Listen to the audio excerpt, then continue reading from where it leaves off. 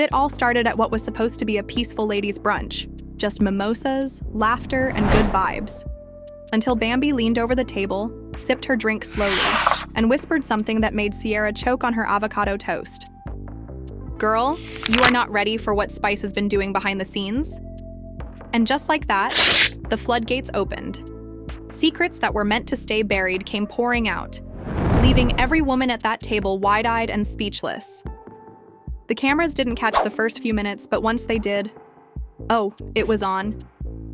Sierra, with her signature side-eye, backed it up with receipts. And Bambi? Let's just say she came armed with screenshots and a whole lot of pent-up emotion. Fans are shocked at what's been revealed.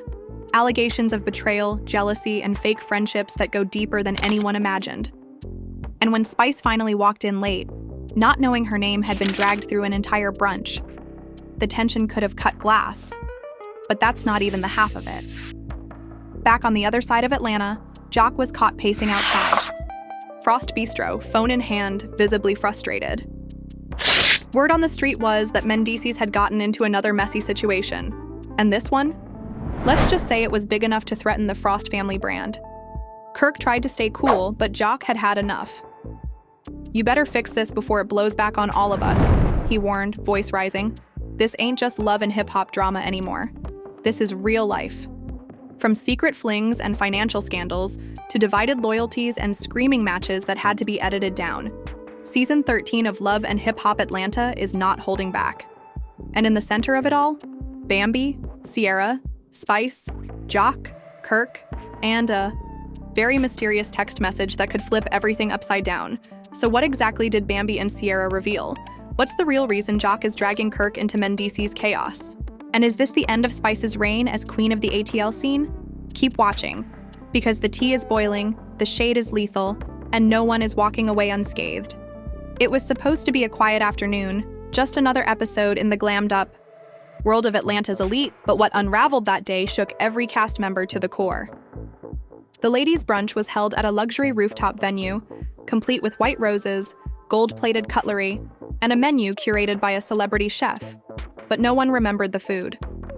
All eyes were on Bambi and Sierra, who had taken their seats early, their energy unusually tense. Bambi looked exhausted but alert, as if something heavy had been sitting on her chest for weeks. Sierra, never one to shy away from drama, was trying to play it cool, but her freshly done nails tapped restlessly on the champagne glass in front of her. When the cameras started rolling and the other ladies filtered in, Carly Red, Erica, and even Shekinah, the mood was light, playful, even giddy. But then mid-laugh, Bambi's tone changed. "You know what I'm tired of? People acting like they your friend when they out here plotting against you." Everyone at the table froze. No one said a word, but the glances that shot around were loaded. Sierra slowly turned toward her, as if giving her one last chance to backpedal. But Bambi leaned forward, voice icy. "I'm talking about Spice." A collective gasp rang through the group. Even Carly stopped chewing.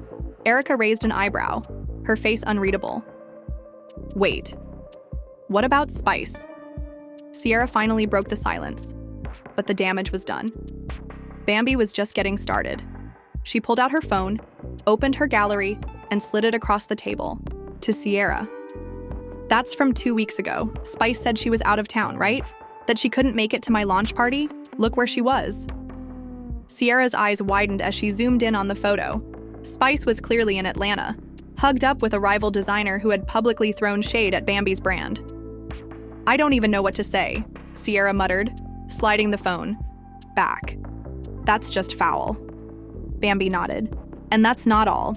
She's been DMing people I work with, talking crazy, trying to sabotage deals, asking questions she don't need to be asking. She's not supporting. She's spying." The table erupted. Carly jumped in. "Hold up! You mean to tell me Spice out here pretending to support you, but really trying to mess up your bag?"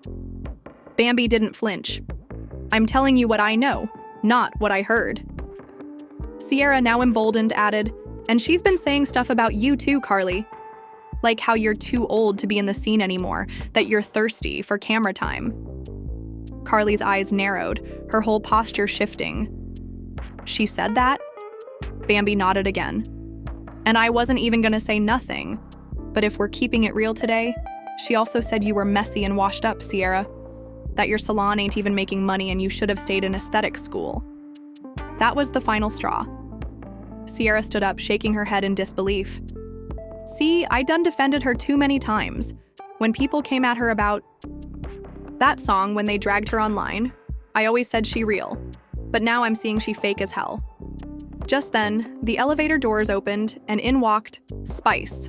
Late, as usual, wearing sunglasses indoors and with the air of a queen. Who knows everyone will notice her. She strutted toward the table, pausing when she sensed the shift in energy. Why y'all so quiet? She asked, pulling off her glasses slowly. Somebody die? No one answered. Bambi crossed her arms, Sierra stared daggers, and Carly started packing up her purse. Spice narrowed her eyes, sensing the storm. What's going on? She asked again, more cautiously this time. Bambi was the first to speak. We were just talking about loyalty, about how some people pretend to be your friend while they run behind your back trying to ruin you. Spice raised an eyebrow. You talking about me? Sierra stood up fully now. You know damn well we are. Why you lying about being out of town? Why you cozying up with people who hate on Bambi's line? Why you coming for my salon when I always had your back? Spice looked genuinely confused for a moment, then scoffed. Y'all been drinking too much. I don't need to explain myself to people who jump to conclusions off screenshots and gossip. But Bambi wasn't letting her off the hook that easy. Then tell me why my deal with FemGlow fell through right after you DM'd their head of marketing with concerns about my brand. Spice's jaw clenched. That had nothing to do with you. I had my own reasons to talk to them. Bambi leaned in. But you didn't mention it to me, your friend. You let me walk into that meeting thinking it was locked in, knowing you had already planted doubt. The energy grew tenser with every second. Erica looked like she was ready to leave. Carly was already halfway out, and even Shekinah, usually loud and dramatic, was silently watching like she was witnessing a train crash in slow motion. You fake, Sierra said finally. You been moving dirty for a minute, and we let it slide because you're Spice, and we love you. But nah, not no more. Spice stood her ground. So, this what we doing? Ganging up on me cause y'all insecure? Bambi's voice dropped dangerously low. Nah, we just tired of pretending. Meanwhile, downtown at Frost Bistro, another storm was brewing, one that had nothing to do with brunch and everything to do with Mendeecees. Jock was pacing outside, phone glued to his ear, clearly mid-argument. Bro, I don't care what she said. You can't be pulling up at people's events and causing scenes. This ain't New York, this Atlanta. You mess with the wrong person here, they gonna come for all of us. Inside, Kirk sat at the bar, sipping from a nearly empty glass, rubbing his temples like he already regretted picking up Jock's call that morning. I told him, Kirk muttered to Rashida, who sat beside him in full glam but clearly over it. I told Mendeecees, don't bring that New York energy down here. But did he listen? No. Rashida sighed. What exactly did he do? Jock threw up his hands, frustrated. He showed up at that film premiere Spice was hosting, uninvited, and tried to confront her about that old interview she did last season. She clowned him in front of everybody. He tried to walk up on stage, the security got involved, and now there's footage floating online. TMZ already sniffing around. Kirk groaned. Damn. Jock nodded. Yeah. And guess who's being blamed? Us. 'Cause we vouched for him to even be in this season. Rashida's voice sharpened. Wait, you vouched for him? Jock turned to Kirk, fuming. Nah, we did. Me and you. Don't act brand new now. Kirk put his drink down, finally standing up. All right. I'll talk to him. But he's grown, Jock. I can't hold his hand. Jock didn't budge. You better. 'Cause if Mona drops him and it costs us ratings, that affects everybody's check. And I'm not losing my bag because Mendeecees don't know how to act in public. Kirk nodded slowly. I'll handle it. Tonight. And with that, he grabbed his phone and walked out the side door, dialing as he went.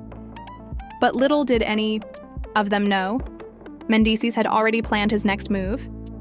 A move that was about to drag even more people into the fire. exactly where the chaos left off, with Kirk trying to reach Mendeecees while heading to a quiet spot in his SUV. The ringtone echoed a few times before the line connected, and Mendeecees answered casually, "Yo, what's good?" Kirk didn't waste time with pleasantries. "What's good? Bro, what the hell are you doing out here starting drama at Spice's premiere last year?" "I just wanted to check her on it." Kirk's voice rose. "You wanted to check her? You did it on camera, at her event, uninvited. You think that's gonna make you look like a boss? It makes all of us look like clowns." There was a brief silence before Mendeecees responded. "She disrespected my name. I ain't about to let that slide." Kirk pinched the bridge of his nose, trying to stay calm. "You being messy, not boss? And now Jock out here losing his mind. 'Cause guess what? TMZ got footage. They already dragging all of us, saying the franchise is spiraling. Rashida's furious. Even Mona called asking what the hell is going on." Back at the brunch spot, Spice had stormed out minutes earlier, and tension still hung in the air. Bambi, Sierra, and Carly lingered, their appetite long gone, but their anger still simmering. "She really walked out like she ain't just get caught," Carly muttered. Sierra responded, "I'm done. This ain't no misunderstanding. This is a pattern. Every time one of us doing well, she got something shady to say." Bambi leaned back, exhaling sharply. "She made me feel paranoid for weeks. Like I was overthinking. But nah, she was moving grimy the whole time." Shekinah finally spoke up. "Y'all better be careful, though. Spice is still Spice. She's got a fan base, and she don't forget stuff like this. You might have lit a fire you can't put out." Bambi looked her dead in the eye. "Let it burn." But while the ladies were licking their wounds and planning their next moves, Spice was already plotting a power play of her own. Within an hour, she was at her manager's office, pacing furiously, her blue hair wrapped tightly in a silk scarf. "They tried to humiliate me on camera. Bambi, Sierra, Carly, they ain't got no loyalty. I built this franchise." Her manager nodded cautiously. "We'll do damage control. Drop some behind-the-scenes footage, twist the narrative, remind people who you are." Spice's eyes narrowed. "And I want Sierra's salon shut down. We'll hit her where it hurts." "The ball?" Manager looked stunned. "You serious?" Spice nodded slowly. "Dead serious."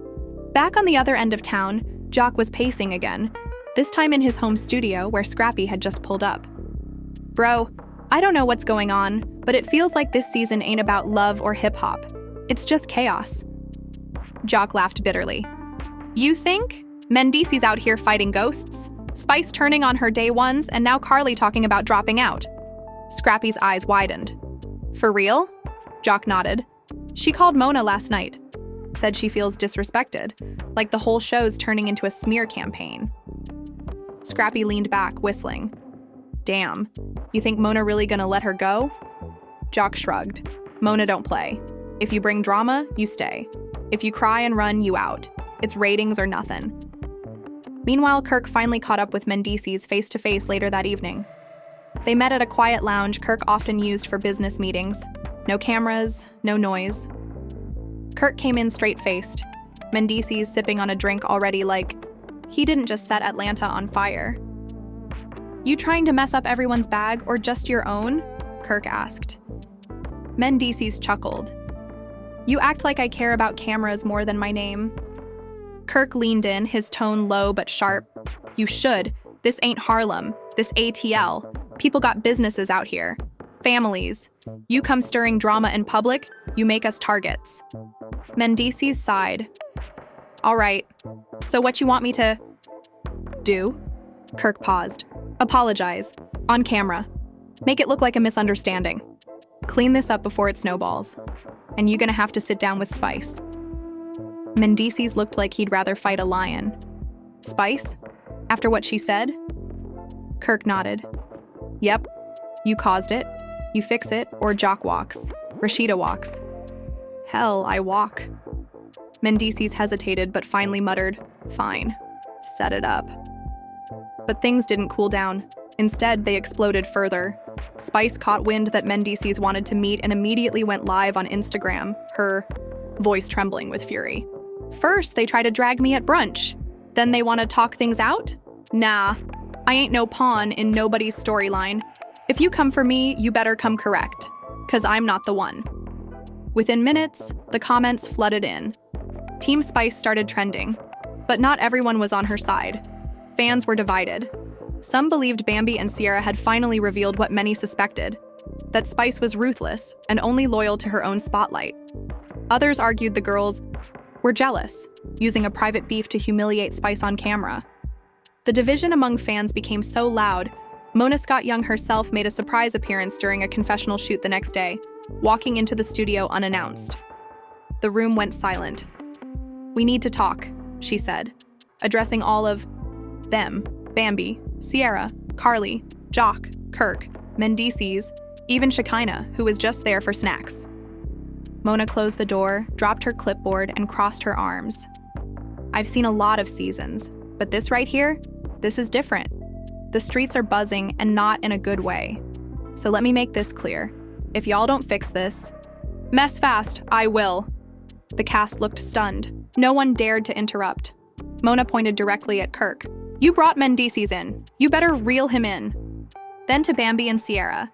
"If y'all got beef with Spice, air it out in a way that sells, not one that tears down the entire platform." And finally, she turned to Spice. "You got power, but power misused, it backfires." The room remained silent as Mona picked up her clipboard and walked out, heels clicking like a metronome of judgment. As the door closed, Jock muttered, "Well, damn, Mama Mona ain't playing this season." But Bambi wasn't done. "So what now? We pretend to get along?" Sierra shook her head. "No, we confront her again. But this time we do it at the reunion shoot. All of us. No filter, no escape." And with that, the stage was set.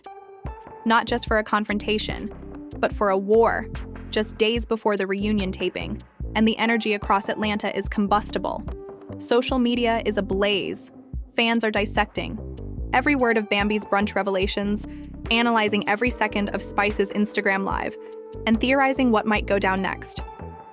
In the middle of the frenzy, Sierra gets a DM that nearly makes her drop her phone. It's from someone anonymous, but the screenshots attached are undeniable. It's a group chat where Spice, weeks earlier, had allegedly been plotting a PR takedown of both Sierra's beauty line and Bambi's fashion collab. "Let them think we cool," one message read. "Then we hit them where it hurts. Business and brand." Sierra's heart dropped. She immediately screenshotted the thread, called Bambi, and said breathlessly, "Sis, you ain't gonna believe this. We were never imagining things. She really been playing chess." Bambi's voice cracked through the phone, raw with a mix of fury and vindication. "Then we airing it all. At the reunion. She wants a war? We giving her one."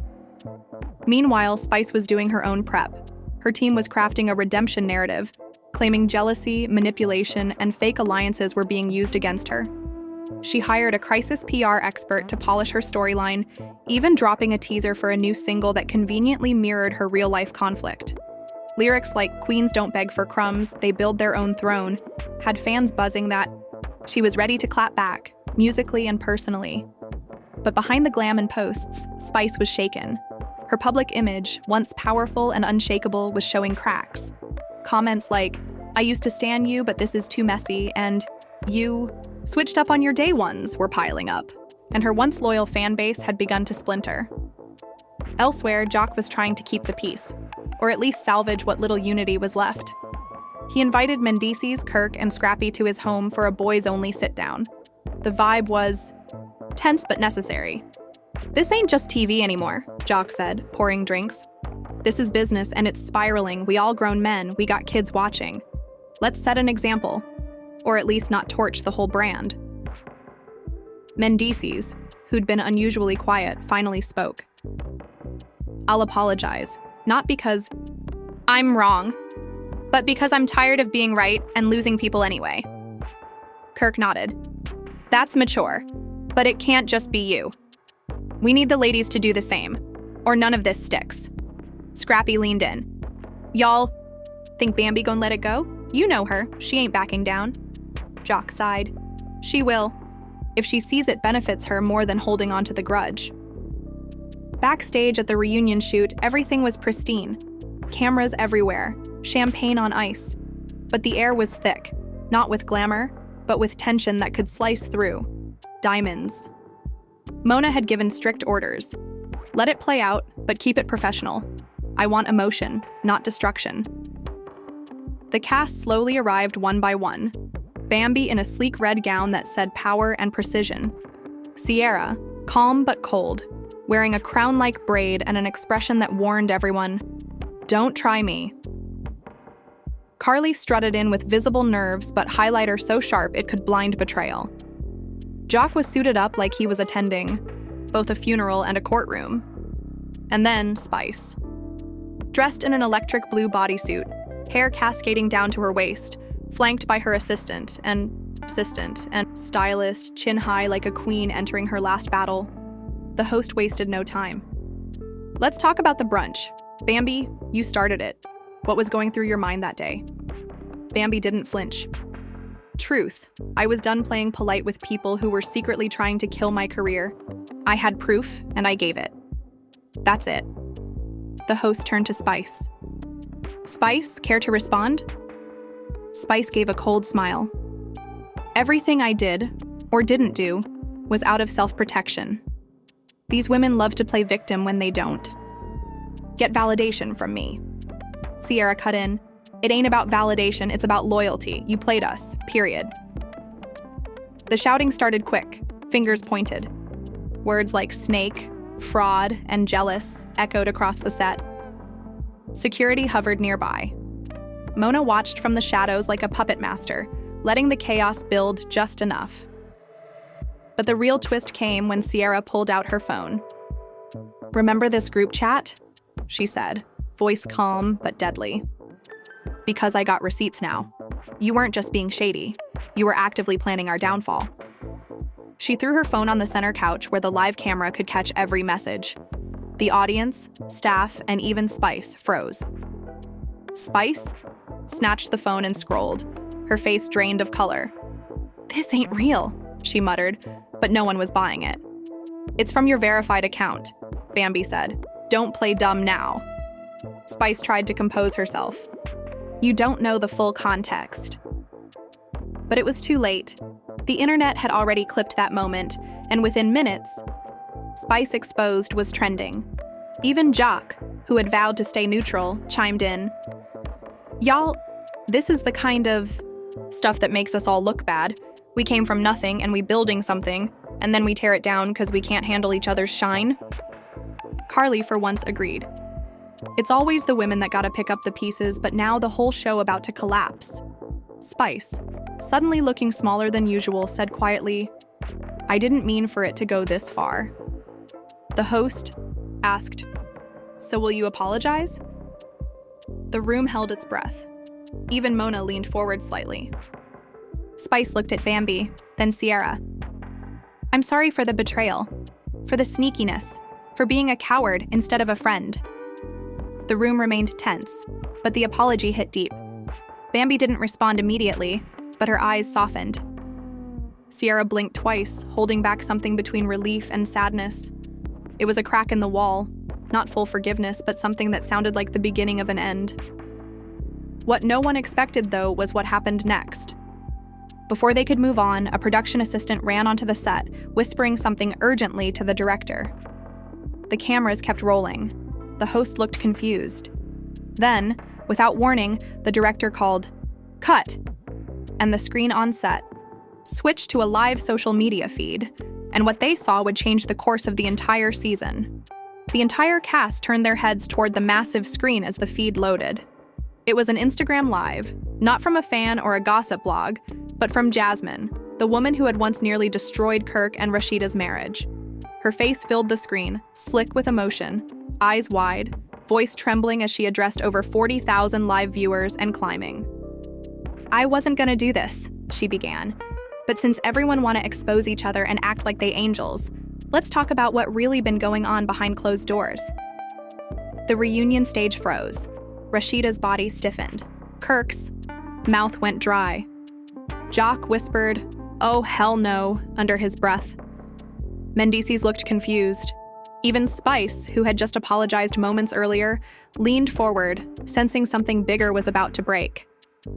Jasmine continued. "Kirk, you remember that weekend in Miami last month? When Rashida said y'all were taking a break? Yeah, I was there. And guess who else showed up uninvited, acted a fool, and tried to keep it under wraps?" She turned the camera slightly, revealing blurry footage of Mendeecees in a heated argument at the bar. And then, unmistakably, Kirk appearing in the background trying to defuse it. The comments exploded. The live feed ballooned to 60,000 viewers in under 2 minutes. On stage, Rashida stood up, trembling. "Tell me that ain't real, Kirk. Tell me." Kirk looked stunned. "That's not what it looks like. I wasn't with her. I was just trying to keep things from getting worse." But Jasmine wasn't finished. "And guess who paid for that trip? Jock. Yep. He booked the Airbnb under his assistant's name. Thought nobody would find out. But now, I'm done protecting y'all." Jock turned white as a sheet. No, this ain't what you think." Bambi stood up now, holding her head. "Y'all, this is getting insane. We came here to talk about Spice, and now this?" Sierra looked at the crew. "Cut the damn cameras. This ain't even about the show anymore." But Mona had already stepped into view, arms crossed, expression unreadable. "Keep filming. You don't stop a storm halfway through. Let the truth come out." Suddenly, Mendeecees stood. "Okay, enough. Jasmine, I don't know why you dragging me into this. You had your moment. You ain't part of this show no more. Go clout chase somewhere else." But Jasmine fired back, still live. "Clout? Please, I got screenshots too. You want to talk about that little text you sent me last week, trying to meet off camera to smooth things over?" The room gasped. Rashida looked like she was about to collapse. The host tried to salvage order. "Let's take a break." But Mona snapped, "No breaks. No edits. Let it burn." The reunion spiraled. Every cast member was now under fire. Sierra whispered to Bambi, "This ain't no reunion. It's an exorcism." Carly had tears in her eyes. "I tried to be good this season. I stayed out of mess.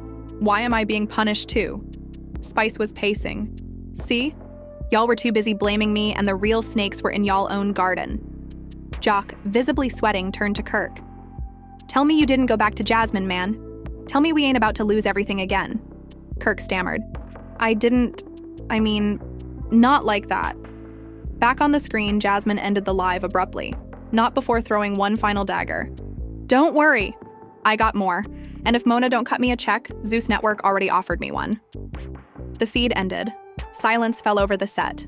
Everyone was shaken. Rashida quietly removed her mic pack and left the stage, ignoring Kirk's pleas behind. Her. The sound of her heels clicking down the hallway echoed through the stunned silence. Mona stood center stage now, cold and composed. This is what happens when secrets simmer for too long. They boil over. And the audience? They love a good explosion. But remember this. Every truth you hide eventually finds a mic. This reunion might be the most viral thing we've ever shot. But don't forget, some of y'all careers won't survive it. And with that, she turned and walked off. What followed was pure chaos behind the scenes. Rashida locked herself in her trailer, refusing to film. Kirk called her phone 10 times to no answer. Jock tried to speak with production to limit his on-camera time, but Mona's team denied the request. Bambi cried in the hallway, not from guilt, but exhaustion. "I thought dragging Spice was the worst thing we'd face this season," she whispered. "But this feels like the end." Sierra tried to console her, but even she looked shaken. "We didn't even get to finish the receipts on Spice. Now we the ones under fire." Later that night, a private cast meeting was held at a secured location. No cameras, no crew, just the core members and Mona. "What y'all want?" Mona asked bluntly. "We wrap this season with closure, or we leave it open and chaotic. Knowing millions will tune in, but your lives will never be the same? Jock, for once, spoke first. We close it. We face it. All of it. Mendeecees nodded. I'll do the sit-down. With Spice. With whoever. Kirk, almost whispering, said, if LHHATL let me. Bambi and Sierra, still emotionally raw, nodded silently. Spice stood last. I'll come clean too, but I want a full segment. My story, my side. No edits. Mona smiled. Done. But just know, once the final cut airs, there's no going back. And just like that, the agreement was made. The next day, filming resumed. Not on the reunion stage, but in one-on-one interviews, raw and unfiltered. Rashida finally returned. Her energy quiet but deadly. She said only one thing when asked about Kirk. You either grow up or you lose everything you ever loved. Kirk cried for the first time on camera. Jock admitted his role in covering for Kirk and expressed regret. Mendeecees finally explained the real reason he confronted Spice, a business deal gone sour, not a personal vendetta. Spice, alone in a studio chair, cried too. I lost myself chasing an image, and now I don't even know who my real friends are. In the final scene of the season, all of them were gathered at a peace dinner. No glam, no makeup, no extras, just rawness. There was laughter, some tension, but mostly silence. Sometimes silence says more than any speech. As the camera zoomed out, Mona's voice narrated the final words. In Atlanta, truth don't hide forever. It dances in shadows until the lights come on. And once it's out,